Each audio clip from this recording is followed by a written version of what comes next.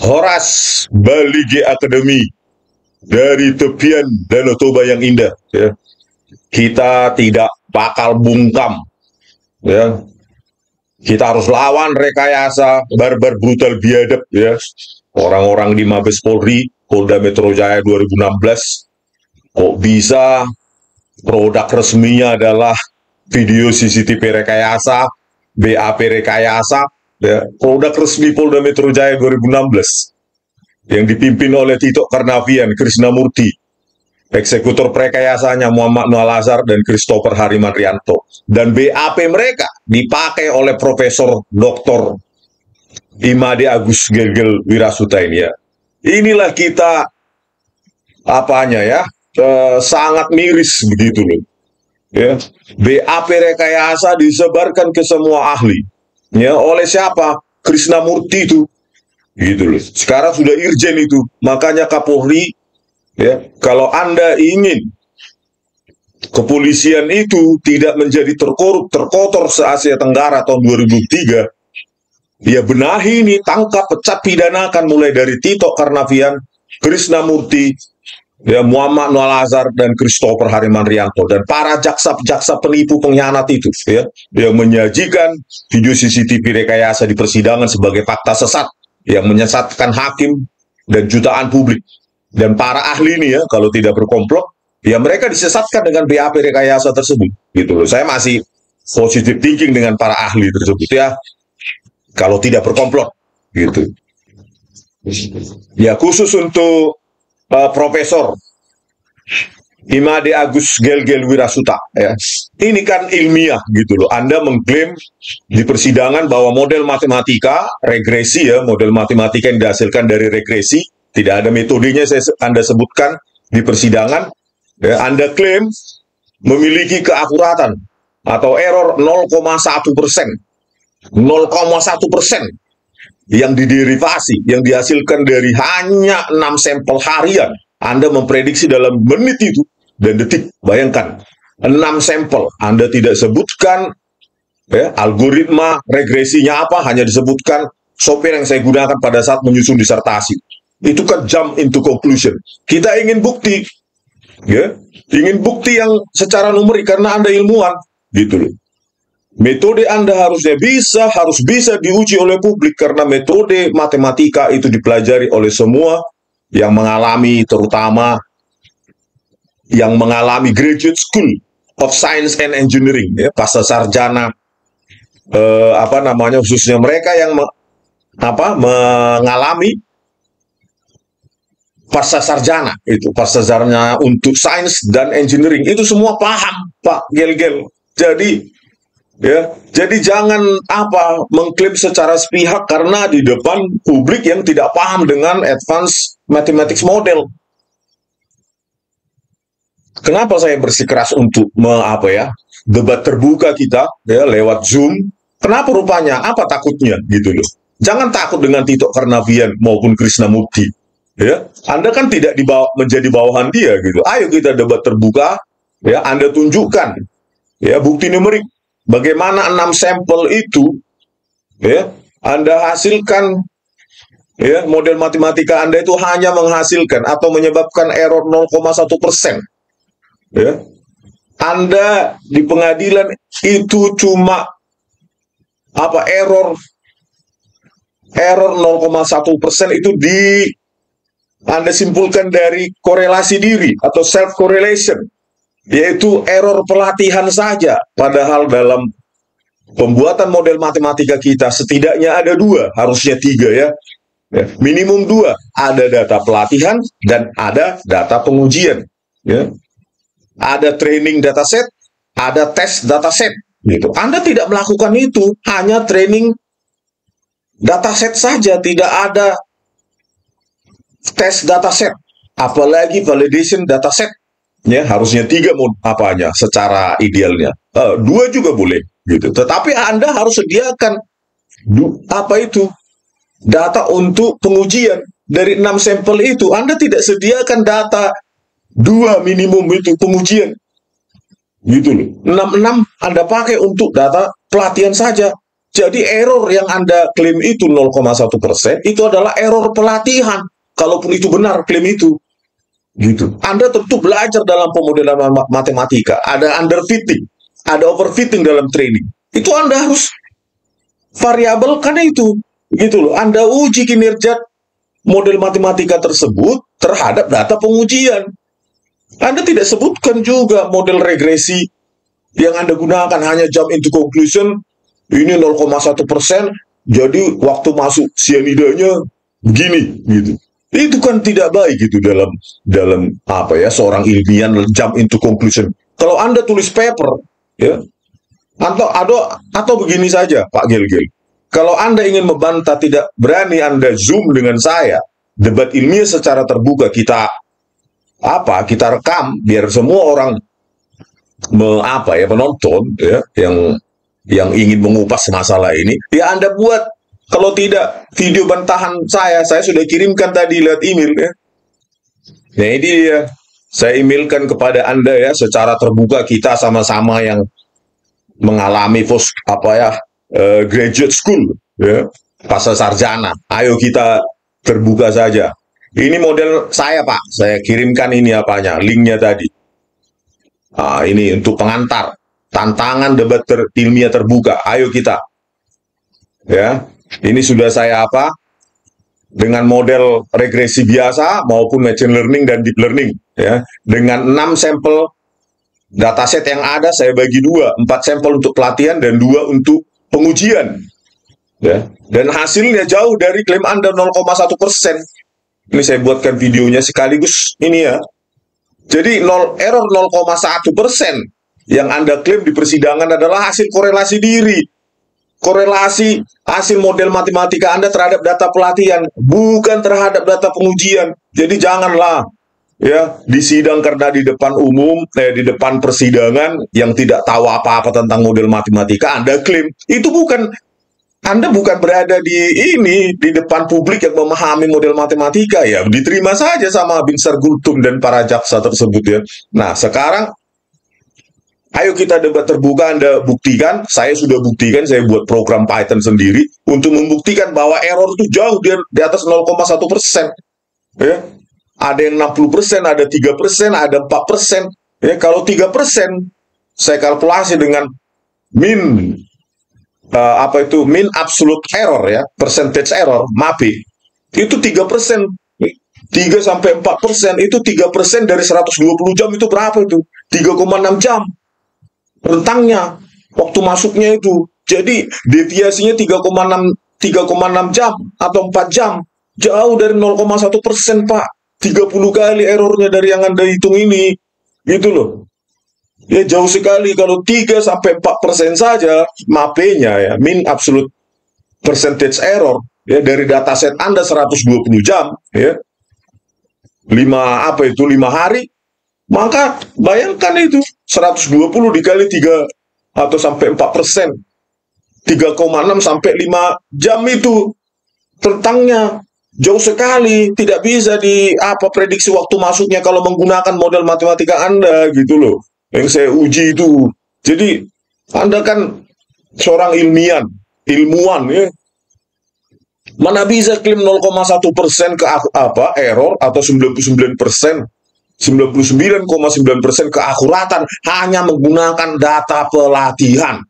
Oleh karena itu saya tantang Anda secara terbuka, ayo kita zoom, ya, demi keilmiahan, ya.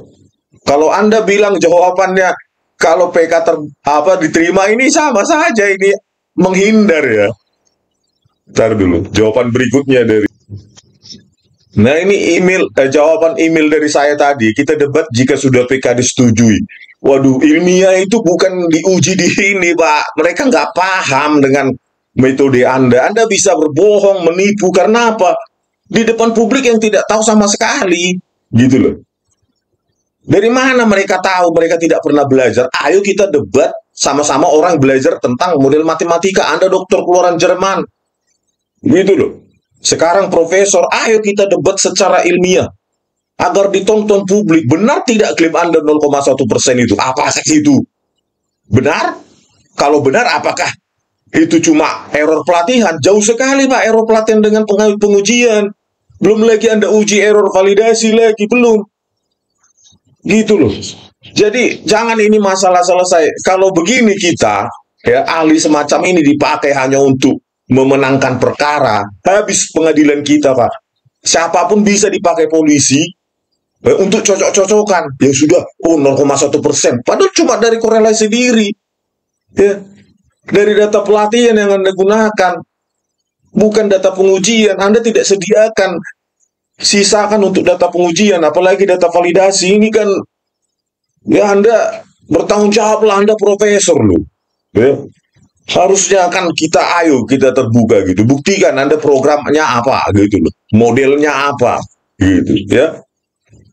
Buktikan bahwa Anda sediakan data validasi atau data pengujian. Bukan 6 saja ditaruh ke data pelatihan, itu nggak benar itu Pak. Ya, keilmuan yang salah itu. Ya, itu menyesatkan publik itu. Ya, kalau kita referensi lagi model matematika yang digunakan oleh siapa itu? Koleganya ya dari lab toksikologi Mabes Polri Nur Samran Subandi ya. Itu model matematika aja malah lebih hancur pakai persamaan kuadratik parabola terbuka. Bayangkan, ya setelah diuji diekstrapolasi waktunya malah naik dia terus menuju tak beringga. Ya, gelas menjadi pabrik sianida sudah gitu. Hitung mundurnya pun salah. Dia bilang 6 Januari 2016 1639. Padahal kalau anak SD aja menghitung mundur manual ini kan jadinya 6 Januari 2016 1620 24. Jessica sedang ada di di kasir untuk close bill. Kita uji secara program juga, jadi kita uji juga secara numerik maupun manual. Jadi artinya apa?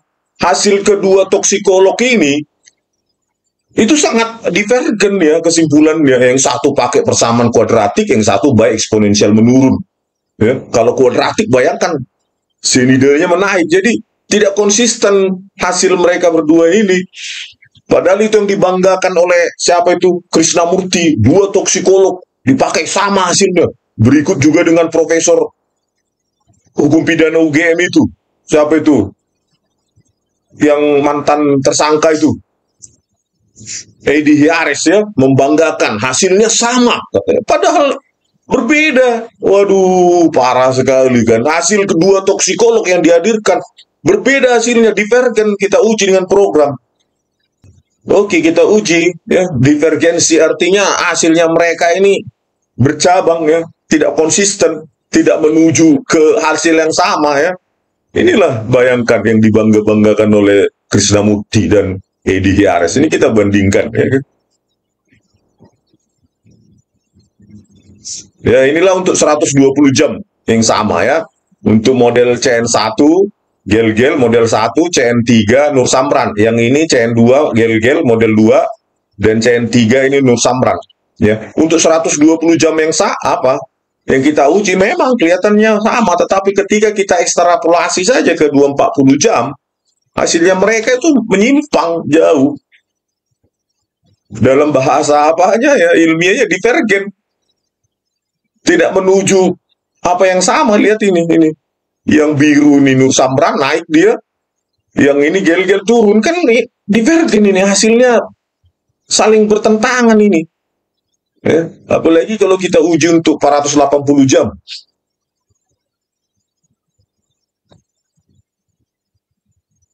Nah ini makin menjauh hasilnya antara biru dan merah. Biru punyanya Nur Samran, yang merah Gel-Gel ini bertentangan jauh. Apalagi kalau 1000 jam kita ekstrapolasi, kita tampilkan hasilnya untuk 100 saja, tiap 100 jam. Nah ini kan makin jauh.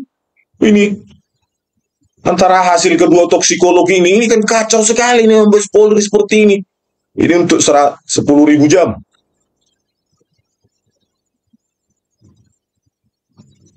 Ya, inilah makin jauh. Jadi akhirnya divergen gitu loh hasilnya.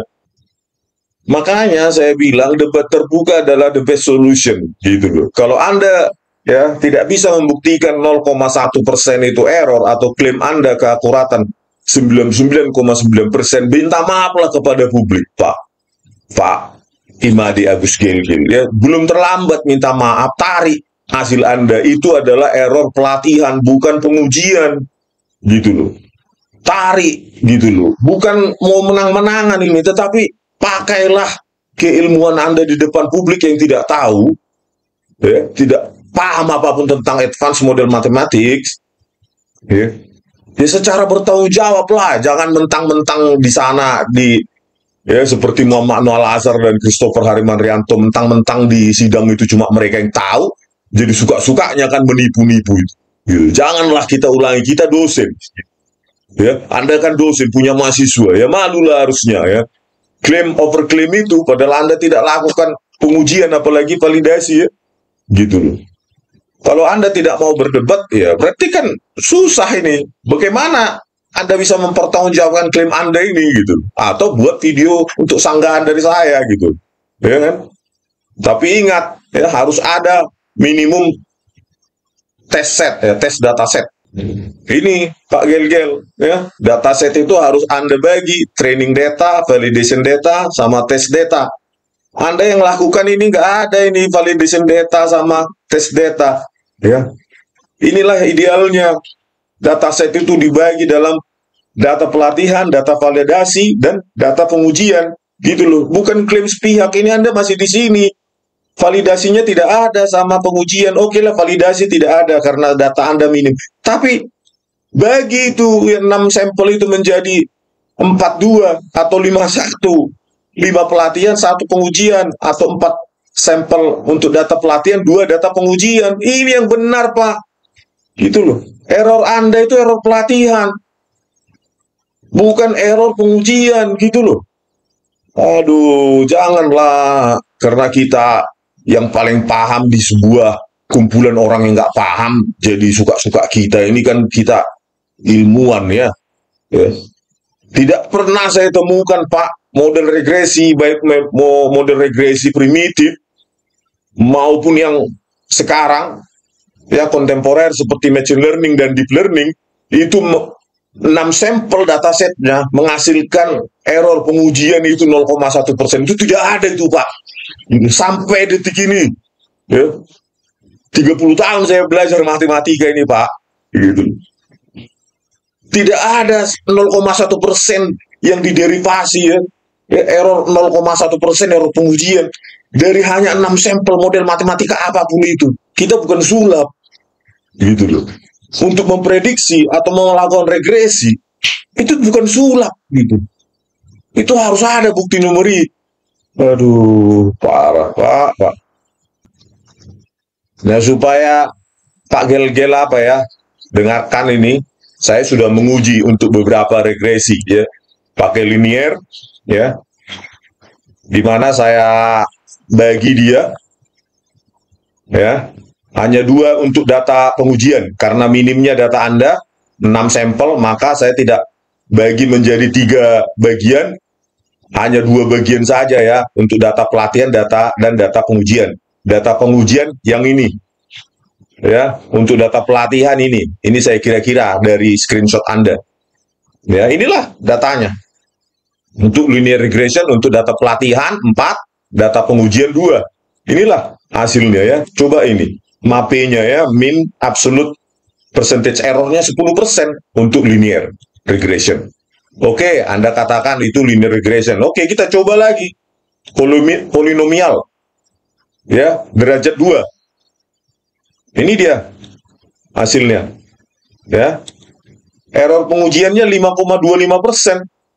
Jadi kalau ada 120 jam, 5/5% saja dikali 120 jam, itu rentangnya 6 jam, 7 jam itu errornya. Deviasinya, bayangkan, kan jauh sekali dari klaim Anda. Itu kalau ini sekarang eksponensial regression ya. Ini training datanya, tes datanya 7%. Ya, 8 hampir 9 jam itu errornya. Ini grafnya, dia seolah-olah linear karena datanya sangat minim 6. Ya, Canary Neighbor Regression. Nah, ini dia data pelatihan 4, data pengujian 2. Inilah grafiknya untuk KNN. 5,5% errornya, MAP-nya. Bayangkan, 6 jam lebih itu, kali 120 jam.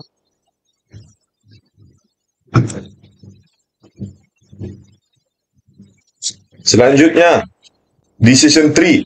Ya, untuk machine learning tadi ya, mulai dari KNN. Ini tes datanya, 3,4%. Ini grafiknya. Ya, 2 untuk data pengujian ini di sini. Kan jauh. Karena kita menguji menggunakan data pengujian. Gradient boosting. Nah, ini dia tes data ini 3,4%. 30 kali dari, lebih 30 ya, 34 kali dari klaim Anda error itu. Anda mengatakan 0,1%. Ya. Aduh, ini tes ini 3,4% juga untuk ada boost. Regresi. Extreme gradient boosting. Regression.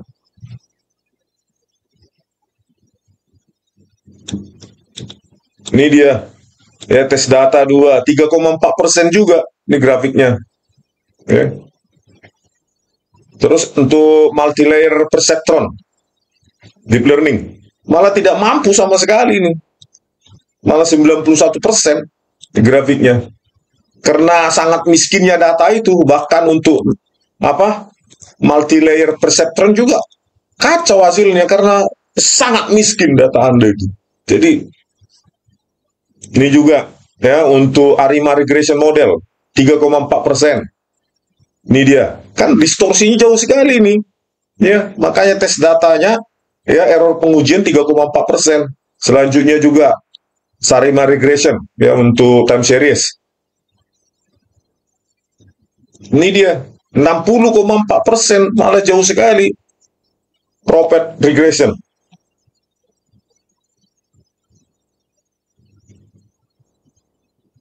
Ini tes datanya ya, error pengujian 3,29% kali 120 jam data Anda, rentang waktu Anda itu 3,6 ya. Kalau 0,2 berarti 4 jam itu.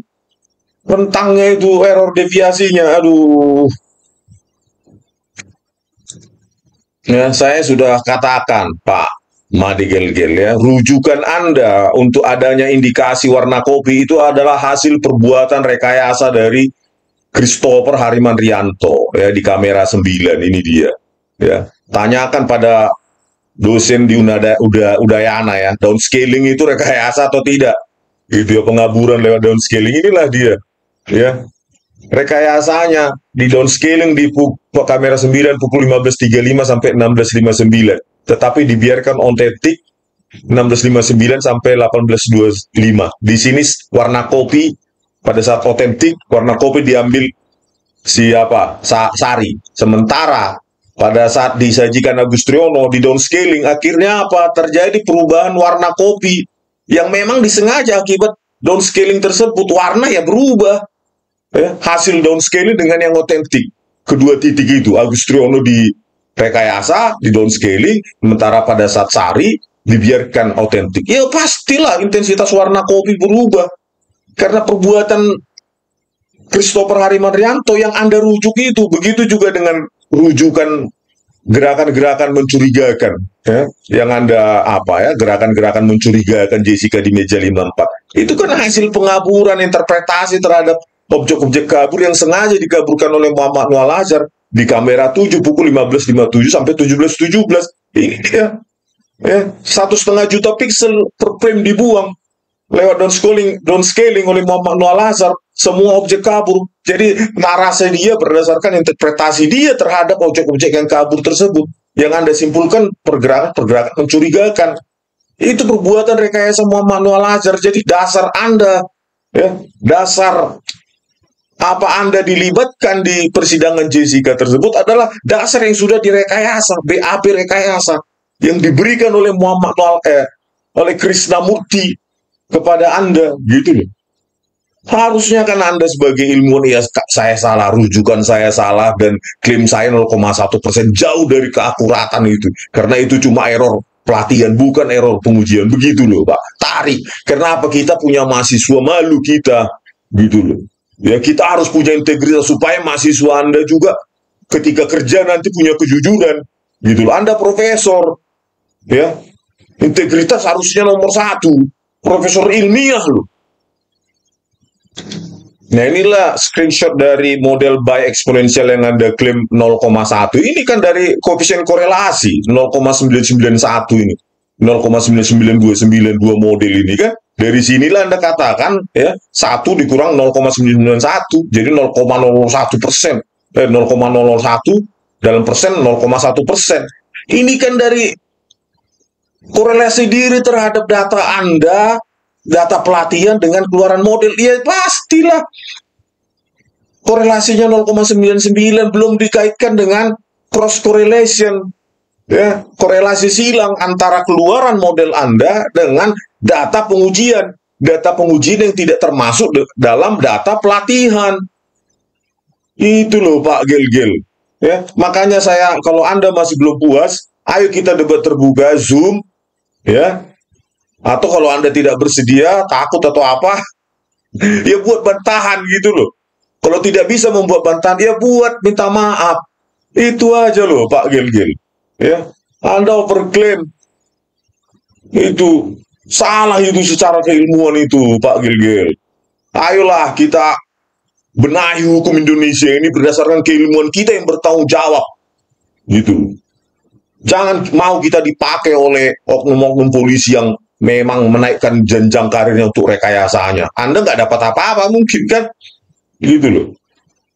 Oke pemirsa, sekian dulu dari kami ya, Baligi Academy di tepian Danau Toba yang indah. Saya tunggu jawabannya Pak Gel-Gel. Horas.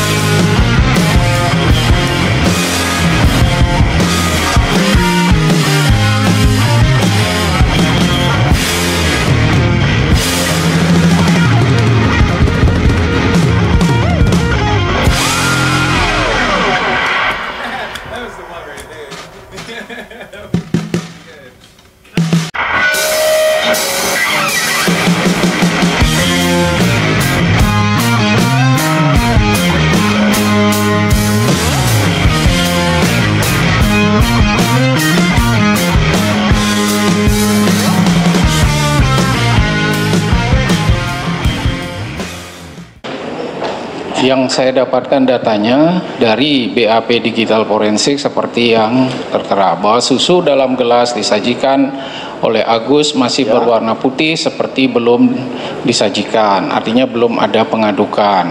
Belum ada pengadukan. Es Vietnam kopi tersebut berada dalam penguasaan pemesan sendiri dari disajikan hingga diminum oleh korban. Itu dari fakta yang diberikan oleh Digital Forensik. Terdapat beberapa gerakan-gerakan yang mencurigakan. Kemudian telah terjadi perubahan warna dari kopi tersebut yang disajikan oleh Agus Triwiono hingga diminum oleh korban. Artinya fakta ini mengatakan bahwa warna yang tadinya 2 lapis sudah menjadi tunggal semuanya. Nah, itu berdasarkan fakta itu saya menuliskan, dan berdasarkan fakta ini saya bahwa kopi berada pada penguasaan korban.